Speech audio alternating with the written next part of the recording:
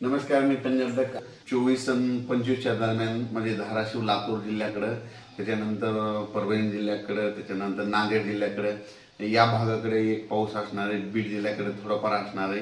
म्हणजे सर्वदूर जिल्ह्यात पडणार नाही, फक्त काही भागामधून पडून जाईल म्हणून हा अंदाज लक्षात. म्हणजे सांगायचं झालं 26 जून पर्यंत असाच पाऊस राहणार आहे, विखुरलेल्या स्वरूपात राहणार आहे, सर्वदूर पडणार नाही म्हणून हे अंदाज लक्षात येतात. राज्यामध्ये आता हे जे वारं चालू आहे ते काही ठिकाणी 25 जूनला बंद होईल, काही ठिकाणी 26 जूनला बंद होईल आणि हे वारं बंद झाल्याच्या नंतर परत चांगलं पावसाचं वातावरण तयार होणार आहे. पण राज्यात मध्ये आता सर्वदूरचा एवढा पाऊस नाही. फक्त म्हणजे सांगायचं झालं तर कोकणात मध्ये सातारा जिल्हा, सांगलीकडला काही भाग, त्याच्यानंतर पुणे,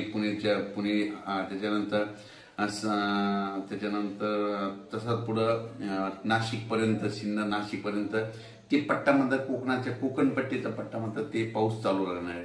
तिकडचा पाऊस काही कमी होणार नाही म्हणून हा अंदाज लक्षात येतात.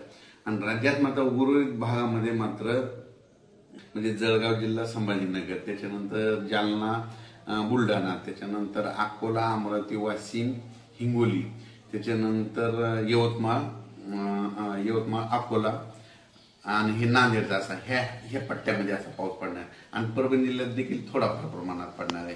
म्हणजे सर्वदूर पडणार नाही, हे अंदाज लक्षात येतात.